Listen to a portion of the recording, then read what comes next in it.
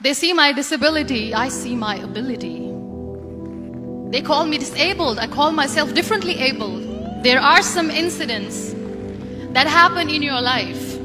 Those incidents break you, deform you, but they mold you into the best version of you. And the same thing happened to me. I was 18 years old when I got married. My father wanted me to get married. And all I said was, if that makes you happy, I'll say yes. And of course, it was never a happy marriage. Just about after 2 years of getting married, I met a car accident. Somehow my husband fell asleep and the car fell in the ditch.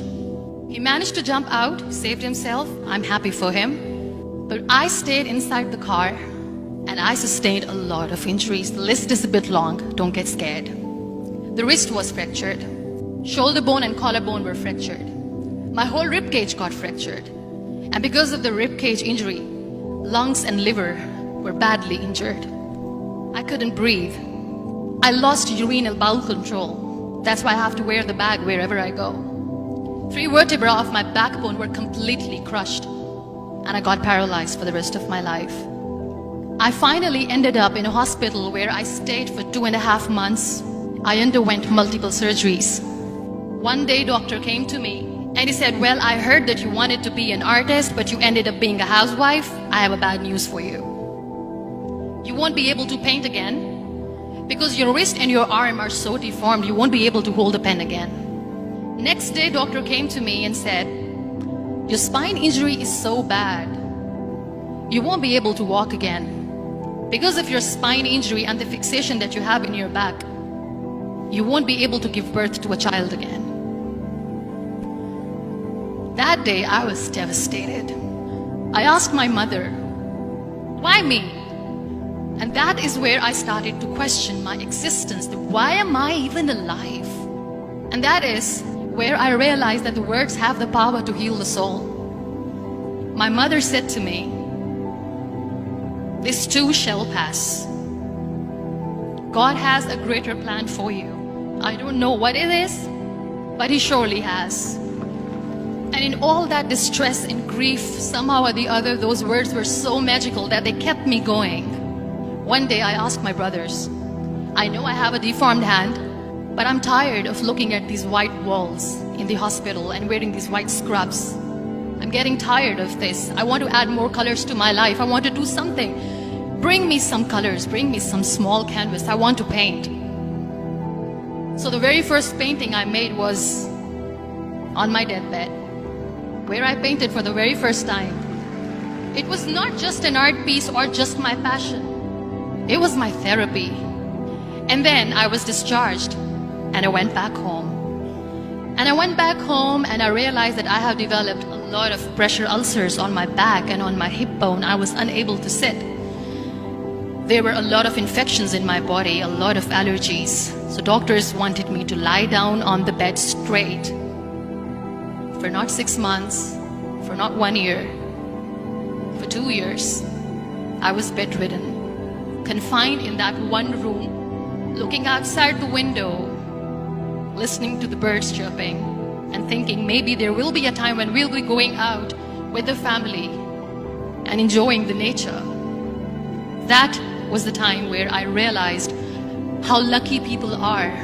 That is the time where I realized that the day I'm going to sit, I'm going to share this pain with everyone to make them realize how blessed they are, and they don't even consider them lucky.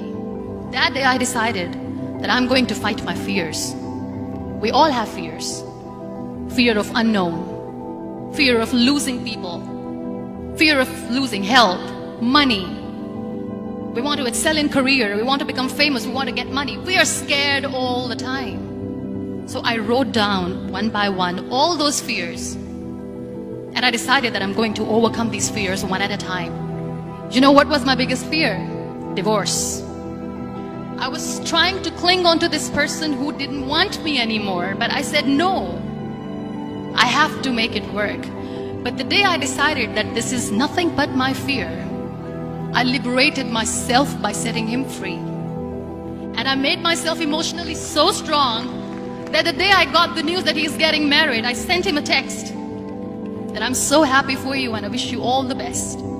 And he knows that I pray for him today. Number 2 was, I won't be able to be a mother again. And that was quite devastating for me. But then I realized there are so many children in the world, all they want is acceptance. So there is no point of crying, just go and adopt one. And that's what I did. People think that they will not be accepted by the people because we, in the world of perfect people, are imperfects. So I decided that instead of starting an NGO for disability awareness, which I know will not help anyone, I started to appear more in public. I started to paint.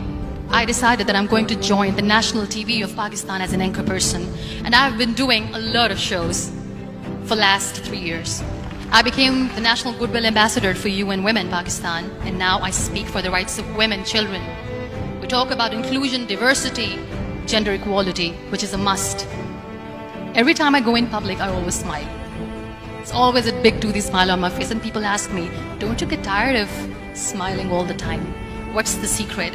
I always say one thing, that I have stopped worrying about the things that I have lost, the people that I have lost. Things and people who were meant to be with me are with me. And sometimes, somebody's absence makes you a better person. Cherish their absence. It's always a blessing in disguise. Live your life fully. Accept yourself the way you are. Be kind to yourself.